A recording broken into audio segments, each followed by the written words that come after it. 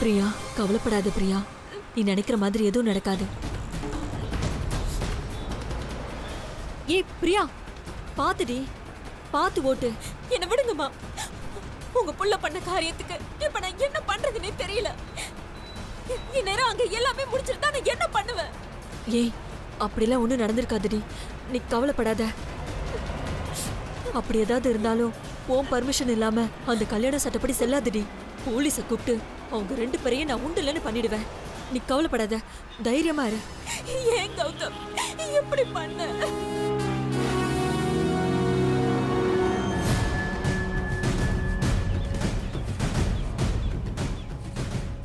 Sir, மாப்பிளையும் பொண்ணும் வந்துட்டாங்க. மாலையை கொஞ்சம் கொடுக்குறீங்களா? இந்தாங்கம்மா. ரொம்ப தேங்க்ஸ் சார். பரவாயில்ல. எதுக்குங்க இதெல்லாம் இப்ப தேவையா? எதெல்லாம்? இந்த ரிஜிஸ்ட்ரேஷன் தான். இல்லைங்க, நான் அஞ்சலியை வெறும் கையோடலாம் அனுப்ப முடியாது. குழந்தை உங்க கூட ஊருக்கு வரும்போது, அவ வளரும் போது, மேல மேல படிக்கும்போது அவளுக்கு ஏதாவது ஒரு நல்ல பேக்கப்னு ஒன்று இருக்கணும் இல்லையா? அதுக்காக தான் இந்த ரெஜிஸ்ட்ரேஷன் எல்லாம். இது என்னுடைய விருப்பம். இல்ல, வீட்ல சொல்லி அவங்க விருப்பத்தோட செஞ்சிருந்தா இன்னும் கொஞ்சம் நல்லா இருந்திருக்கும் இல்லையா? அவங்களுக்கு தெரியாம அஞ்சலிக்கு நீங்க இதெல்லாம் பண்றது தப்பா இருக்காதா? இதை வீட்டில் எல்லார்கிட்டையும் சொல்ல வேண்டிய நேரத்தில் சொல்லிக்கிறேன். ஆனால் இந்த நேரத்தில் அவங்ககிட்ட இதை பற்றி சொன்னேன்னா நிச்சயமாக அவங்க புரிஞ்சுக்க மாட்டாங்க. நான் ஏதோ தேவையில்லாத விஷயத்த பண்ணுற மாதிரி தான் அவங்களுக்கு தோணும். அப்புறம் அஞ்சலிக்கு நான் எதுவுமே கொடுக்க முடியாமல் போயிடும். அதனால தாங்க வீட்டில் யார்கிட்டையும் இந்த ரிஜிஸ்ட்ரேஷனை பற்றி நான் சொல்லலை. அது இல்லைங்க, அவங்க சம்மதம் இல்லாம செய்யறது நாளை பின்ன பிரச்சனை வராதா? அது எப்படிங்க பிரச்சனையாகும்? இது நான் கஷ்டப்பட்டு வாங்கின நிலம். இது என்னோட இடம். நான் யார் சொத்தையும் எடுத்து கொடுக்கல. நான் வளர்த்த குழந்தைக்கு நான் என் சொத்தை கொடுக்குறேன். நாளை பின்ன அவங்களுக்கு தெரிய வந்துச்சுன்னா அதனால அவங்களால எந்த கேள்வியும் கேட்க முடியாது, எந்த பிரச்சனையும் வராது. நான் பாத்துக்கிறேன், நீங்க கவலைப்படாதீங்க. அஞ்சலியும் கூட்டிட்டு வந்திருந்தா இன்னும் நல்லா இருந்திருக்கும்ல? இல்லைங்க, அந்த பாம் பிளாஸ்ட் நடந்ததுக்கு அப்புறம் குழந்தைய ஸ்கூலுக்கு அனுப்பவே தயக்கமா இருந்துச்சு. இந்த நிலைமையில அவளை வெளியே கூட்டிட்டு வந்தா ரொம்ப ஆபத்துங்க. ஆமால்ல. அது மட்டும் இல்லாம இந்த வயசுல அவளுக்கு எதுவும் தெரிய வேண்டாம். தெரிஞ்சாலும் அவளுக்கு எதுவும் புரியாது இல்லையா? அதனாலதான் அஞ்சலி நான் கூட்டிட்டு வரல.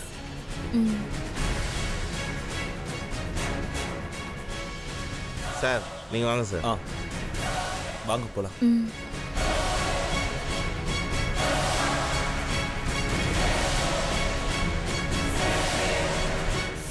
இந்தாப்பா. சார் இவர் தான். கௌதம் தானே? ஆமா சார். உங்க பேர் தீபாவா? ஆமா சார். நீங்க உங்க லேண்டை அவங்களுக்கு ரிஜிஸ்டர் பண்ணி தரீங்க, அப்படித்தானே? ஆமா சார். அவங்க உங்களுக்கு எப்படி ரிலேட்டட்னு தெரிஞ்சுக்கலாமா? என் குழந்தையோட அம்மா சார். அவங்க குழந்தையோட அம்மாவா? ஆமா சார். அப்படின்னா அவங்க உங்க வைஃப் தானே? எதுக்கு இப்படி சுத்தி வளைச்சு சொல்றீங்க? ஐயோ, நான் அவரோட வைஃப் இல்ல சார். அப்போ இவங்க உங்க வைஃப் இல்லையா? சார், என்னோட குழந்தை ஒரு அடாப்ஷன் சைல்டு. அவ பேர்ல தான் டாக்குமெண்ட்டை மாத்தி கொடுக்குறேன். அவளுக்கு இப்போ வயசு 5 சார். அவ இப்போ குழந்தை இல்லையா? அவளை பெத்த அம்மா இவங்க தான். அதனால தான் இவங்க பேருக்கே மாத்தி கொடுக்கலான்னு வந்தேன். Fantastic sir. இந்த காலத்துல யாருக்கு இந்த மனசு வரும்? ரொம்ப பெரிய விஷயம் சார். நல்ல நேரம் முடிகிறதுக்குள்ள இந்த டாக்குமெண்ட்ஸ்ல சைன் போட்டுருங்க. Thank you sir.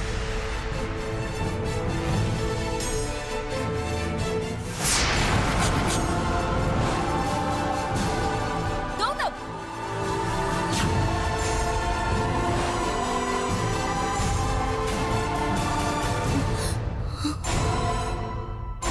பிரியா,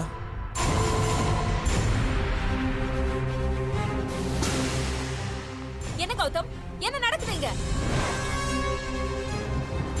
டேய், ரெஜிஸ்டர் ஆபீஸ்ல இவ கூட உனக்கு என்னடா வேலை? எதுக்குமா இப்ப கத்துறீங்க? பின்ன கட்டின பொண்டாட்டிக்கு தெரியாம இவள திருட்டுத்தனமா இங்க கூட்டிட்டு வந்து என்ன கௌதம் பண்ணிட்டு இருக்க? பிரியா, நீங்க தப்பா புரிஞ்சிட்டு இருக்கீங்க. ஏய் பேசாத, வாய மூடு. எனக்கு வர கோவத்துக்கு உன்னை இங்கேயே கழுத்தை நெரிச்சு கொண்டு போட்டுருவேன். ஏய், வாய மூடுறி. இப்ப என்ன நடந்துச்சுன்னு இப்படி கத்துற? எதுவுமே தெரியாம நீ பாட்டுக்கு பேசிக்கிட்டே இருக்க.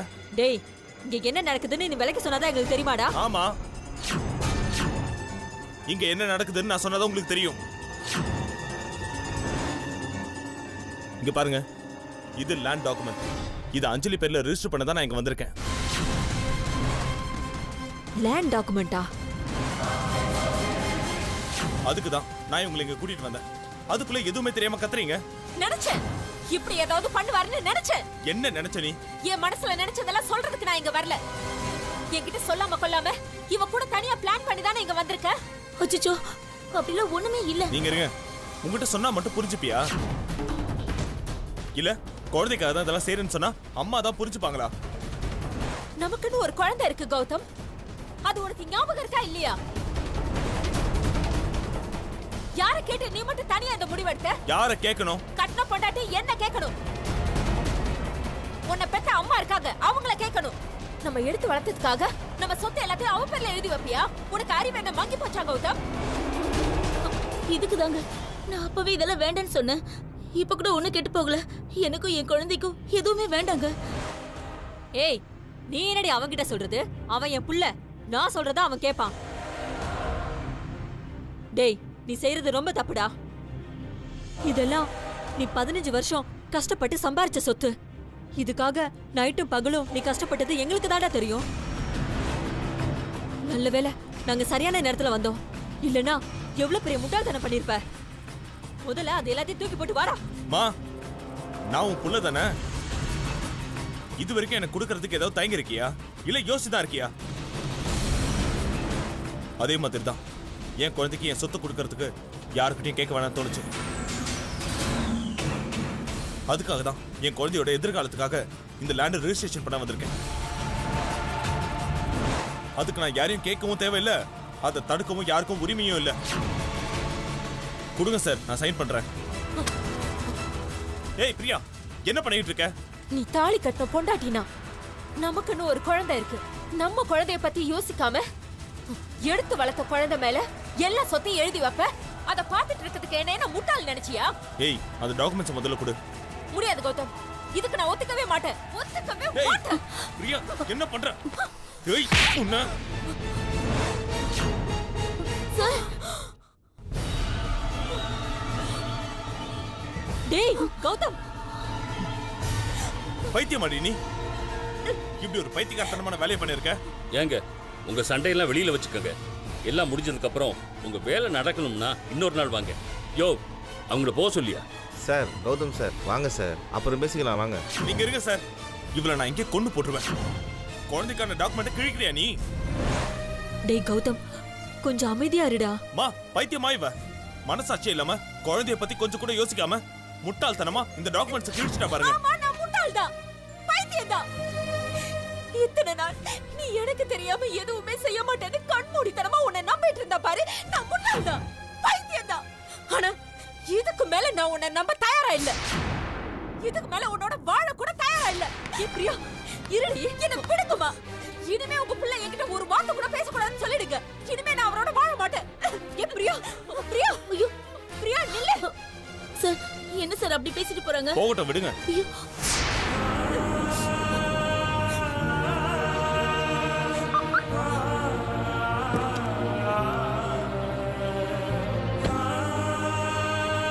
பிரியா, பிரியா.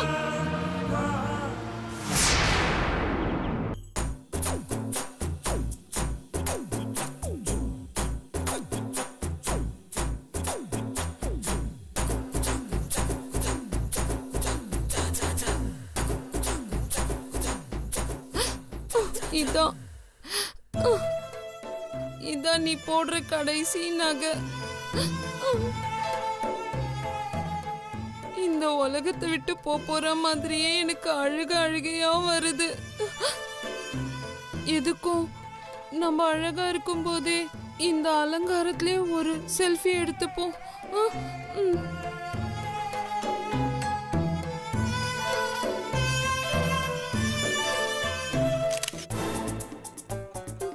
டையெல்லாம் இல்லாம ஔவையார் மாதிரி இருக்கேன். பெத்த பொண்ணுக்காக என்ன பண்றது? துறவி வேஷம் போட்டு தானே ஆகணும். முருகா, நீதான்ப்பா என்னை காப்பாத்தணும்.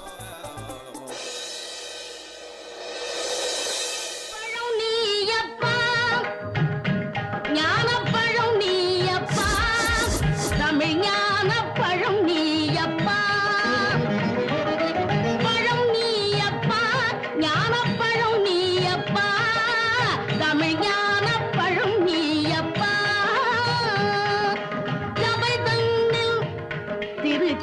தன்னில் உருவாகி உலவோர்க்கு பொருள் கூறும் பழனியப்பா ஞானப்பழம் நீயப்பா தமிழ் ஞானப்பழம் நீயப்பா.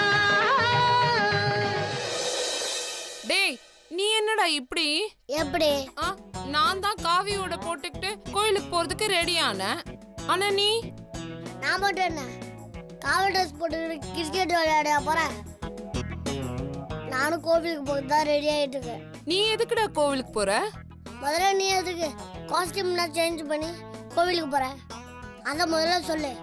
அது என் பொண்ணுக்காக, உங்க அப்பாவுக்காக, அவன் சீக்கிரம் திரும்பி வரணும்ன்றதுக்காக. அதே ஃபீலிங் தான் இங்கே ஓடுது. என்னடா சொல்ற? ஏன் பாட்டி? தூரத்து சொந்த நீ, மாமியார் உறவு, உனக்கே மருமக மேல இவ்வளோ பாசம் தான். அவர் என் டாடி, எனக்கு எவ்வளோ பாசம் இருக்கும். ஆமா இல்ல, இவன் சொல்றதும் சரிதான். தான் இல்லைனாலும் தசையாருன்னு சொல்லுவாங்க. கேள்விப்பட்டிருக்கியா நீ? சாதாரண பாட்டி இல்லை, உச்ச தலையிலேருந்து உள்ளங்கால் வரைக்கும் ஓல் பாடி ஷேக்கிங் தான் இருக்கு. அப்படியாடா? எங்க அப்பா அங்க இருமுனாரா, இங்க எனக்கு தொண்டை அடிக்குது. நிஜமாவாடா? எங்க அப்பா எங்க கண்ணு தெரியாம இருக்கும்போது எனக்கு என் கண்ணெல்லாம் கலங்குது. எங்க டேடியை நினைச்சு நான் தினமும் அழுதுகிட்டு இருக்கேன் பாட்டி. நான் எங்க அப்பாவுக்கு ஹெல்ப் பண்ணியே ஆகணும். அவரை மாதிரி நானும் கோவிலுக்கு போய் பரிவாரம் செய்ய போறேன். அது பரிவாரம் இல்லடா, பரிகாரம். சரி, ஏதோ ஒரு காரம். நான் போய் அதை எங்க டாடிக்காக பண்றேன். டேய், அதெல்லாம் பெரியவங்க தான்டா பண்ணணும்னுவாங்க, குழந்தைங்களெல்லாம் பண்ண விட மாட்டாங்க. அப்ப ஜூனியர் சூப்பர் ஸ்டார் மாதிரி ஒட்டு மீசை ரெடி பண்ண வேண்டியதுதான். ஐயோ, ஏ பாட்டி, எதுக்கு ஆனாவுனா கேஆர் விஜயா மாதிரி கதறி கதறி அழுகுற நீ? அது இல்லடா, உங்க அப்பா மேல உனக்கு இருக்கிற அக்கறையும் பாசத்தையும் நினைச்சு என் கண்ணெல்லாம் கலங்குதுடா. பாட்டி, நக்கல் பண்றவன் மனசுல பாசல இருக்கான்னு நினைக்கிறியா? இல்ல காமெடி பண்றவன் மனசுல சென்டிமெண்ட் தான் இருக்கான்னு நினைக்கிறியா? எங்க அப்பா எனக்கு உயிர் பாட்டி. டேய், நீ புள்ளையா பிறந்ததுக்கு உங்க அப்பா தாண்டா ரொம்ப கொடுத்து வச்சிருக்கணும். உன்னை இங்க தனியா விட்டுட்டு அங்க கோயில்ல தங்க உங்க அப்பாவுக்கு எப்படிதான் மனசு வந்ததோ. 1000 தான் இருந்தாலும் உன்னை இங்க அழுவ விட்டுட்டு உங்க அப்பா போய் அங்க தனியா அழுவுறது ரொம்ப தப்புடா. எது தப்பே? அவர் தொலைச்சது அவர் தேடுறாரு, அது ஒரு தப்பா? பக்தியும் பயமா பேசிட்டு இருந்தான், இப்ப வழக்கம் போல நக்கல் பண்ண ஆரம்பிச்சிட்டானே. அவர் கண்ணு தெரியும் போதே செல்வி ஆண்டிய ரோட தேடி அழுவாரு.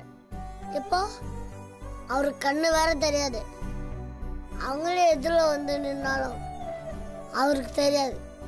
ஆமா இல்ல, இப்படி ஒரு விஷயம் இருக்கோ? பாட்டி, உங்ககிட்ட ஒன்று கேட்க மறந்தேன். என்னடா? ஒருவேளை அப்பாவும் செல்வி ஆண்டியும் சேர்ந்தா உங்களுக்கு ஏதாவது பிரச்சனை வரும்னு நீங்க பயப்படுறீங்களா? ஐயோ, செல்வி திரும்ப வந்தா என் பொண்ணு வாழ்க்கை போயிடும் தானே என்னோட பயமே. அதையும் புட்டு புட்டு வைக்கிறான். பாட்டி, என்னடா? இந்த ஆங்கிள் நான் யோசிக்கவே இல்லையே. எந்த ஆங்கிள்லடா? அப்பாவுக்கு தான் கண்ணு போச்சு, உனக்கும் மாமிக்கும் செல்வியாட்டி யாருன்னு தெரியல. ஐயோ, அடிமடியிலேயே கைய வைக்கிறானே. இவன் கிட்ட பேச்சு கொடுத்ததே தப்பா போச்சு. ஐயோ, பாரு பாட்டி, இந்த பிரச்சனை எல்லாம் தீரணும்னா கடவுளுக்கு காவி கட்டினா மட்டும் பத்தாது. நம்மளும் அப்பாவுக்காக ஏதாவது ஹெல்ப் பண்ணணும், இறங்கி வேலை செய்யணும். இந்த மாதிரி சும்மா காவி ஓடப்பட்டுக்கிட்டு சைடில் சமோசா சாப்பிட்டுன்னு உழைச்சிடலான்னு நினைக்காத. ஒழுங்கா செல்வி ஆண்டி எங்கே இருப்பாங்கன்னு சொல்லுங்கள். நான் நாச்சும் எங்கேயாவது போய் அவங்கள தேடி கண்டுபிடிக்கிறேன். சொல்லுங்க பாட்டி. டேய் போடா, நானும் அவ கிடைக்கணும்னு தான் வேண்டிட்டு இருக்கேன். இல்லையே, உன் திருட்டு மொழியை பார்த்தா செல்வி ஆண்டி கிடைக்கணும்னு நீ வேண்ட மாதிரியே தெரியல. கடவுளுக்கு கூட நம்மளை பத்தி இவ்வளோ தெரியுமான்னு தெரியலையே. ஆனா எல்லாத்தையும் தெரிஞ்சு வச்சிருக்கானே.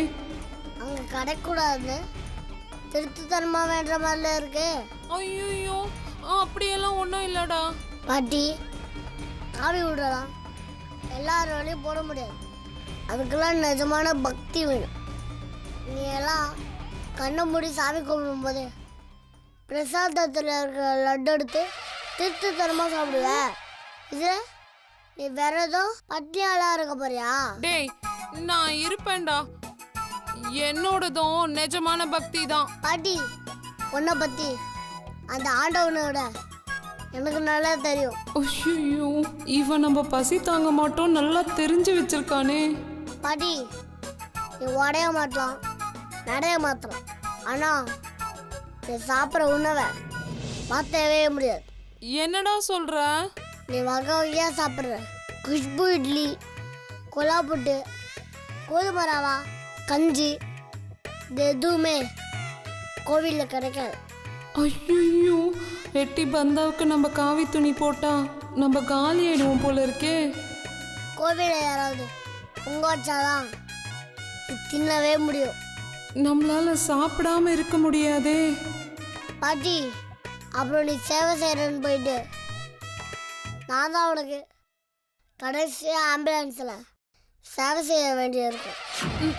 டேய் டேய் உன் வாயாலெல்லாம் அப்படியெல்லாம் சொல்லாதடா. எனக்கு ரொம்ப பயமா இருக்கு. நானும் ஆர்வக்குள்ள இந்த காவி ட்ரெஸ்ஸை போட்டேன். ஆனால் அது என் வயசுக்கு செட் ஆகாது, ஓ வயசுக்கு செட் ஆகாது. இப்ப என்ன தாண்டா பண்றது? இதுக்கு ரெண்டே வழி தான் இருக்கு. என்னடா அது? ஒன்று உண்மையை ஓவையால் சொல்கிறது, இன்னொன்று அந்த உண்மை எதுன்னு நானாக கண்டுபிடிக்கிறேன்.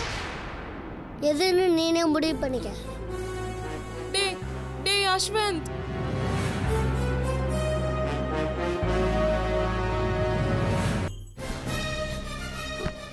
ஏ பிரியா, அவ பேசுறது நமக்கு என்ன புதுசா? இதுக்காக கோச்சுக்கிட்டு அம்மா வீட்டுக்கு போயிடுவியா? ஐயோ என்னால இதுக்கு மேல அவர்கிட்ட பேச முடியாதுமா. இன்னைக்கு குழந்தைக்காக லேண்ட் ரெஜிஸ்டர் பண்ணவரு நாளைக்கு அவளையே ரெஜிஸ்டர் பண்ணிட்டு வர மாட்டாருன்னு என்ன நிச்சயம்? ஆளை விடுங்கம்மா. ஏய் நான் இவ்ளோ தூரம் சொல்றேன், என் வார்த்தைக்கு கொஞ்சம் கூட மதிப்பு கொடுக்க மாட்டியா? நான் அவரை கட்டின பொண்டாட்டி தானே, என் வார்த்தைக்கு அவர் மதிப்பு கொடுத்தாரா? நமக்கு பிறந்த ஒரு பொண்ணு இருக்கான்னு நான் சொல்ல தானே அவர் அஞ்சலி பேர்ல சொத்தெல்லாம் எழுதி வைக்க போனாரு. அதான் நம்ம போய் தடுத்துட்டோமேடி. அதான் அவரு எல்லாரும் முன்னாடி என்ன கை நீட்டி அரைஞ்சு அவமானப்படுத்திட்டாருல்ல. போதும்மா, போதும் போதும். அவரு என்ன வார்த்தையால கொண்டது போதும், என்ன அசிங்கப்படுத்துறது போதும். நான் எங்க அம்மா வீட்டுக்கே போறேன். ஏய் நான் சொல்றத கேளு பிரியா, நாம ரெண்டு பேரும் சேர்ந்து எல்லாத்தையும் பாத்துக்கலாம். பாத்துக்கிட்டு தானே இருக்கோம், நம்ம ரெண்டு பேரும் சேர்ந்து பாத்துக்கிட்டு மட்டும் தானே இருக்கோம். அவர் என்னையும் மதிக்கல, உங்களையும் மதிக்கல. அவர் என்ன நினைக்கிறாரோ அதை மட்டும் தான் செஞ்சுட்டு இருக்காரு. ஏ பிரியா, நான் அவன்கிட்ட பேசுறேன்டி. கைய விடுங்கம்மா. உங்க பிள்ளைகிட்ட அடி வாங்குறதுக்காகவா எங்க அப்பா அம்மா என்ன ஆசையா பெத்து வளர்த்து உங்க பிள்ளைக்கு என்ன கல்யாணம் பண்ணி வச்சாங்க? பிரியா பிரியா தயவு செஞ்சு நான் சொல்றதை கேளுங்க. அவசரப்படாதீங்க பிரியா. நீ பேசாத, எல்லாத்துக்கும் நீ தாண்டி காரணம். நான் காரணமா? பின்ன உன் குழந்தை மேல என் புருஷன் காட்டுற அக்கறைய இவ்வளவு தரக்குறைவா யூஸ் பண்ணுவேன்னு நான் நினைச்சு கூட பார்க்கல. சீ, நீ எல்லாம் ஒரு மனுஷியா? ஐயோ ஏன் பிரியா இப்படி எல்லாம் பேசுறீங்க? வேற எப்படி பேசுவாங்க? என் புள்ளதான் உன் குழந்தை மேல இருக்கிற அக்கறையில சொத்து எழுதி வைக்கிறேன், நிலம் எழுதி வைக்கிறேன்னு அவன் பெத்த குழந்தைய மறந்துட்டு பைத்தியக்காரத்தனமா பேசிட்டு இருக்கானா? உனக்கு எங்கடி போச்சு அறிவு? அம்மா அதெல்லாம் எதுவும் இல்லம்மா. அதெல்லாம் அப்பவே நான் வேணாம் தான் சொன்னேன். நடிக்காதடி. அவர் அஞ்சலி மேல நிலப்பத்திரம் எழுதி வைக்க போறாருன்னு அன்னைக்கு உன்னை ரோட்ல தனியா பார்த்து சொல்லல?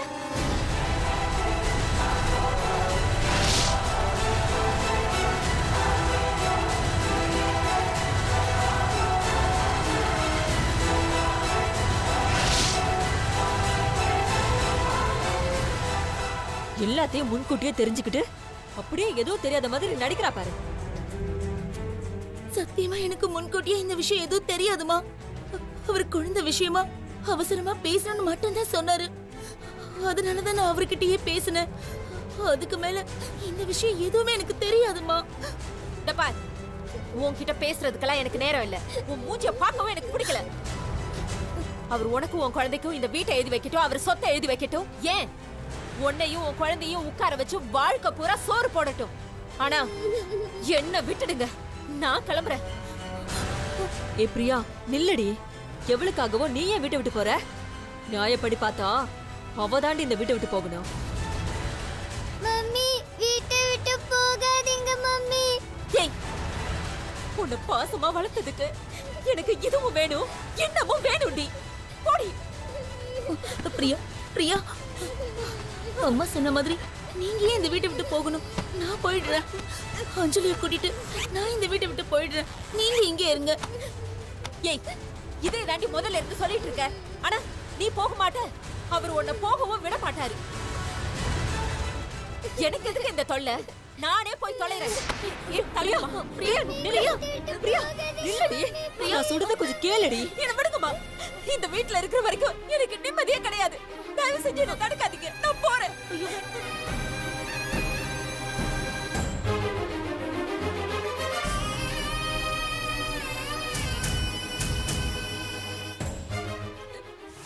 டேய் கௌதம், என்னடா பாத்துட்டு அப்படியே போற?